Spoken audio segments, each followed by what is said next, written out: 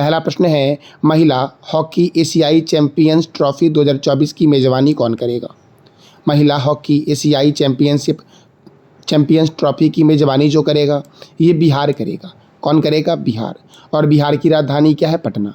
बिहार के गवर्नर कौन है? राजेंद्र विश्वनाथन आलेरकर। जबकि बिहार के मुख्यमंत्री कौन है? तो नीतीश कुमार हैं। दोस्तों, बिहार में राज्यसभा और लोकसभा सीट कितना है ये आप बताओ कमेंट बॉक्स में। बिहार का सबसे बड़ा जिला जो है ये पश्चिम चंपारण है, और छोटा जिला जो आपका है वो कौन सा है? शिवहर है। बिहार में एकमात्र नेशनल पार्क भी है जिसका नाम है वाल्मीकि नेशनल पार्क, जो बिहार के पश्चिम चंपारण में स्थित है।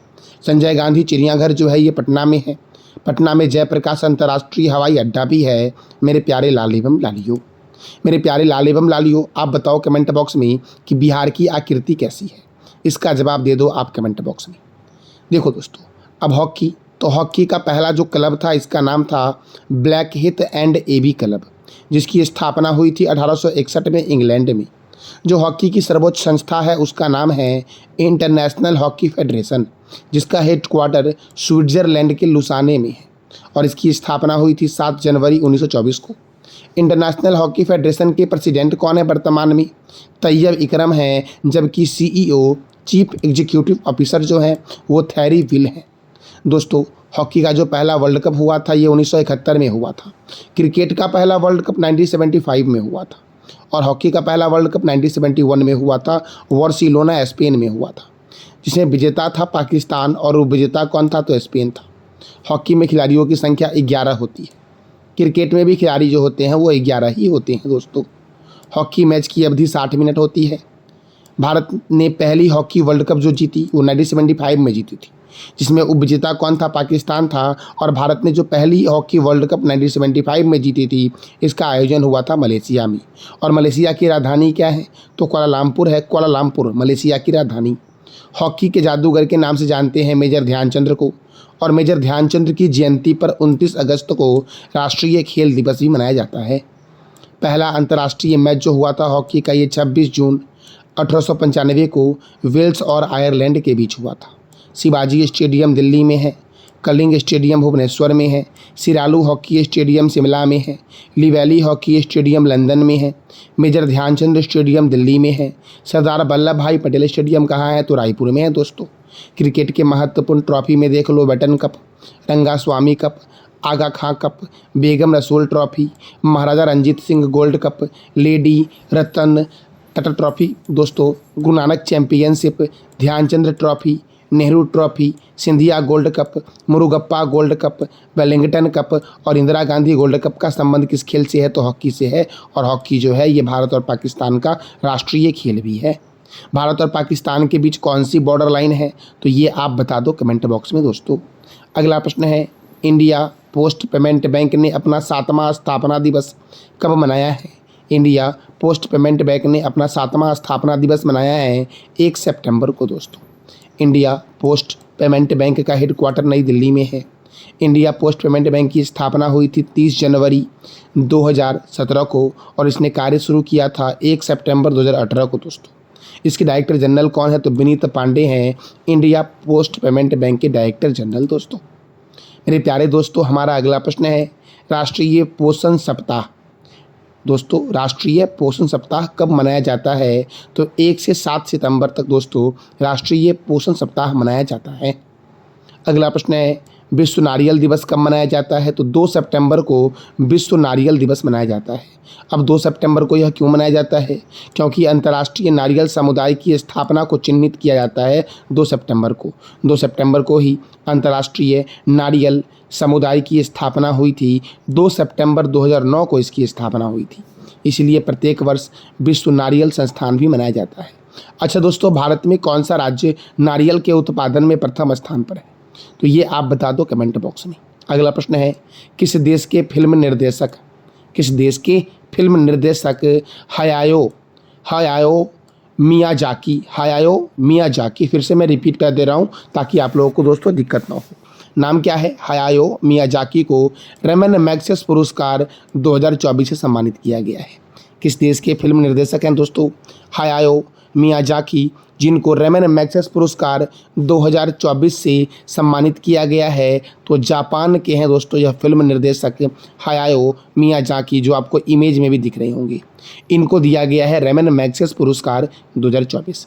अगर मैं पूछूं आपसे कि रेमन मैग्सेसे पुरस्कार 2024 किसे दिया गया, तो हायाओ मियाजाकी को दिया गया। और इनका संबंध किस क्षेत्र से है, तो फिल्म निर्देशक हैं, ये याद रखना। और ये हायाओ मियाजाकी कहाँ के हैं, तो जापान के हैं मेरे प्यारे लाल एवं लालियो। मेरे प्यारे लाल एवं लालियो, महत्वपूर्ण पुरस्कार को एक बार देख लो, क्योंकि यह एग्ज़ाम में कई बार पूछे गए हैं।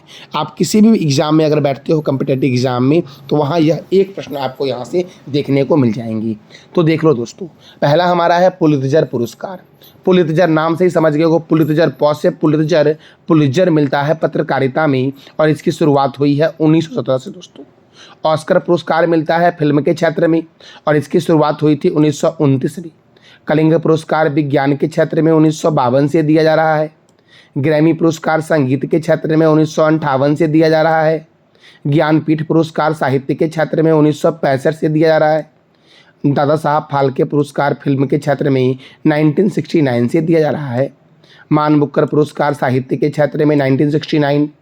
सरस्वती सम्मान साहित्य के क्षेत्र में 1991। वाचस्पति पुरस्कार संस्कृत साहित्य में 1992 से दिया जा रहा है। तो मैं दोस्तों एक बार क्वेश्चन करूंगा और आप उसका जवाब बोलना दोस्तों।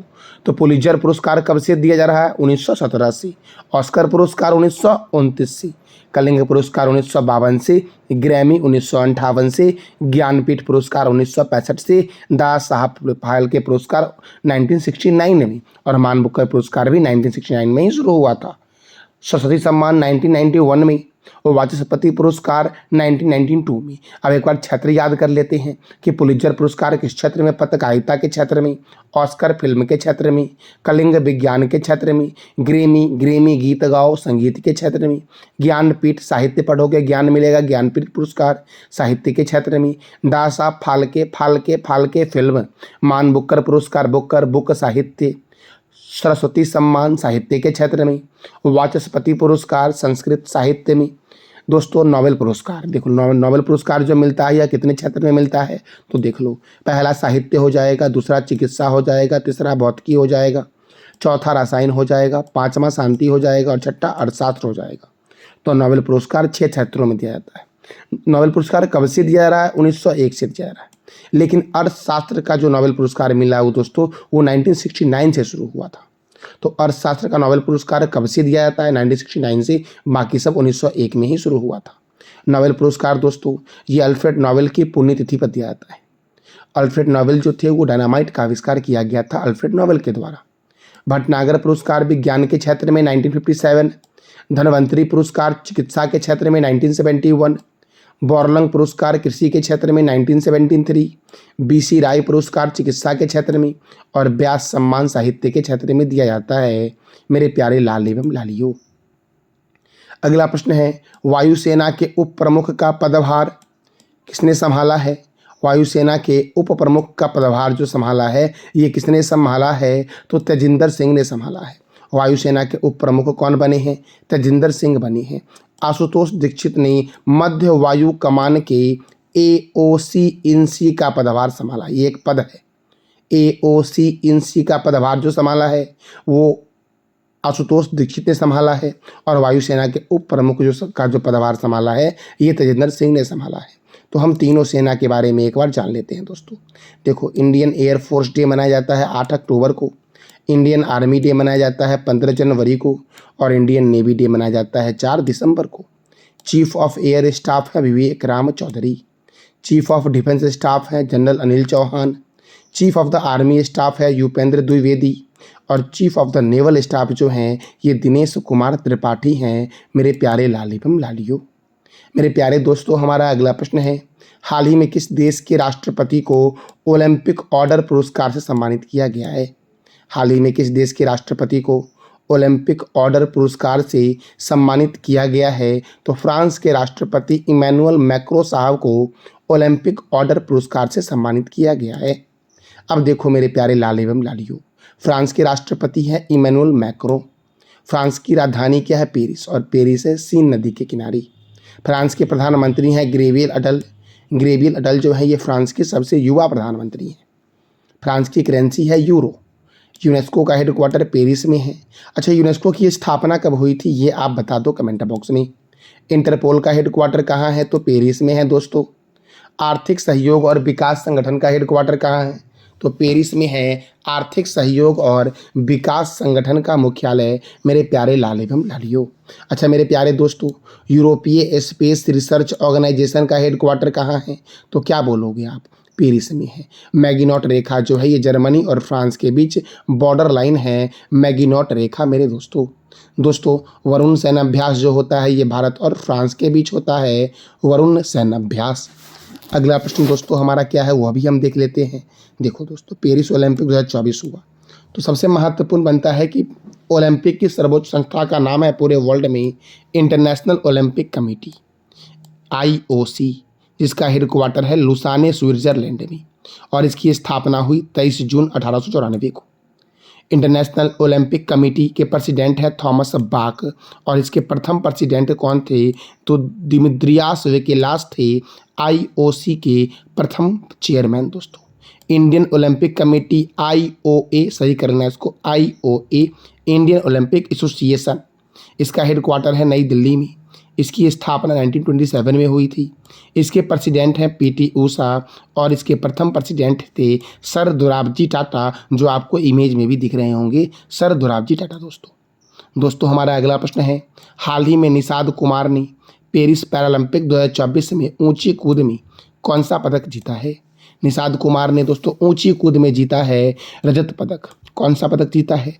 रजत पदक जीता है, और आपको इमेज में दिख रहे होंगे ऐसे ही है निषाद कुमार मेरे प्यारे लाल एवं लालियों। अच्छा, ये तो पेरिस पैरालंपिक दोस्तों जो विकलांगों के लिए होता है।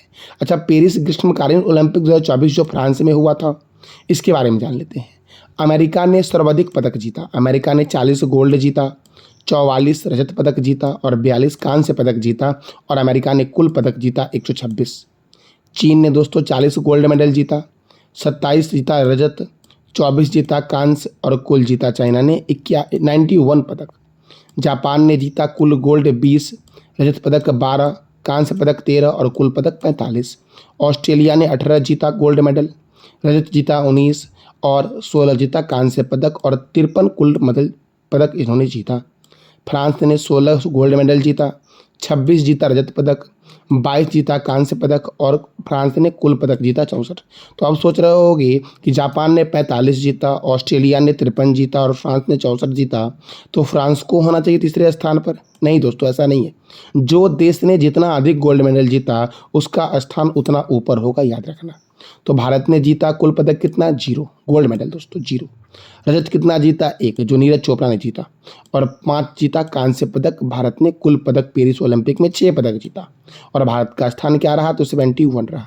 याद रखना, अगर आप किसी प्रतियोगिता परीक्षा में एग्जाम देने जाते हो तो ये प्रश्न बहुत ही महत्वपूर्ण बनता है कि पेरिस ग्रीष्मकालीन ओलंपिक 2024 में भारत का स्थान क्या था? 71 था, और भारत ने कुल कितना पदक जीता? 6 पदक जीता। गोल्ड मेडल भारत को इस बार एक भी नहीं मिला। मेरे प्यारे लाल एवं लालियों, हमारा अगला प्रश्न है, हाल ही में किस देश के सुदूर गांव में 82.2 डिग्री सेल्सियस का तापमान दर्ज किया गया? तो दोस्तों ईरान में है दोस्तों सुदूर गांव, जहां पर 82.0 डिग्री सेल्सियस का तापमान दर्ज किया गया है। मेरे प्यारे लाल एवं लालियों, आप याद रखना एक बात, संघर्ष में आप अनाथ हो, काफिला तो सफलता के बाद उमड़ता है। तो आप दोस्तों मेहनत करो और सफलता जरूर आपको मिलेगी एक दिन। देखो ईरान के सुदूर गांव में 82.0 डिग्री का तापमान दर्ज किया गया है। तो ईरान की राजधानी क्या है? तेहरान। ईरान के प्रेसिडेंट कौन है? मसूद पेजेस्कियन। और ईरान की करेंसी क्या है? ईरानी रियाल है, ईरान की मुद्रा। मेरे प्यारे लाल एवं लालियों, अगला प्रश्न है, हाल ही में किसने डुरंड कप 2024 का खिताब जीता है? तो डुरंड कप का संबंध किस खेल से है? फुटबॉल से है। पहला तो ये आप याद रखना। और जीता किसने है डुरंड कप 2024 का खिताब? तो नॉर्थ ईस्ट यूनाइटेड ने जीता है डुरंड कप 2024 का खिताब। और उपविजेता कौन था? तो मोहन बगान सीजी था उपविजेता डुरंड कप का। अच्छा दोस्तों, जब डुरंड कप शुरू हुआ था उससे मैंने बताया था कि डुरंड कप फाइनल जो होगा ये कहाँ होगा, तो इसका जवाब दे दो आप कमेंट बॉक्स में। अब देखो दोस्तों, डुरंड कप का संबंध किस खेल से है? फुटबॉल से है। तो विवेकानंद युवा भारतीय स्टेडियम कोलकाता में है, फुटबॉल के लिए प्रसिद्ध है। वेम्बले स्टेडियम लंदन में है, ब्रुकलैंड स्टेडियम इंग्लैंड में है और अंबेडकर स्टेडियम दिल्ली में है। दिल्ली है यमुना रिवर के किनारे। देखो दोस्तों, प्रमुख शब्दावली जान लेते हैं। फुटबॉल में क्या क्या प्रयोग किया जाता है? Full back, half back, striker, centre, penalty kick, free kick कर लेना, referee, tie breaker, head handball. और फ्रांस और ब्राज़ील का राष्ट्रीय खेल जो है ये फुटबॉल है। मेरे प्यारे दोस्तों, अब देखो महत्वपूर्ण ट्रॉफी को देख लेते हैं। रोवर्स कप का संबंध फुटबॉल से है। Durand cup, Santosh trophy, Subroto cup, Ashutosh Mukherjee shield cup, BC Roy trophy, Colombo cup और मर्डेका कप का संबंध किस खेल से है? तो फुटबॉल से है दोस्तों मैंने कल आपसे 3 प्रश्न किया था कि किस देश के सांसद का नाम सोजिम है? पोलैंड के सांसद का नाम है सोजुम। सिक्किम के राज्यपाल कौन है? ओम प्रकाश माथुर। और पंपा सिंचाई परियोजना किस राज्य में है? तो केरल में है पंपा सिंचाई परियोजना।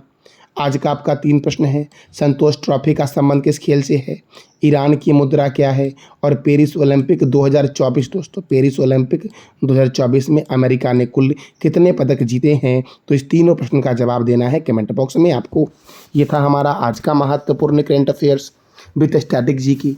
जानकारी अच्छी लगी तो चैनल को लाइक करें, शेयर करें और सब्सक्राइब करें। थैंक यू सो मच मेरे प्यारे लाल एवं लालियों।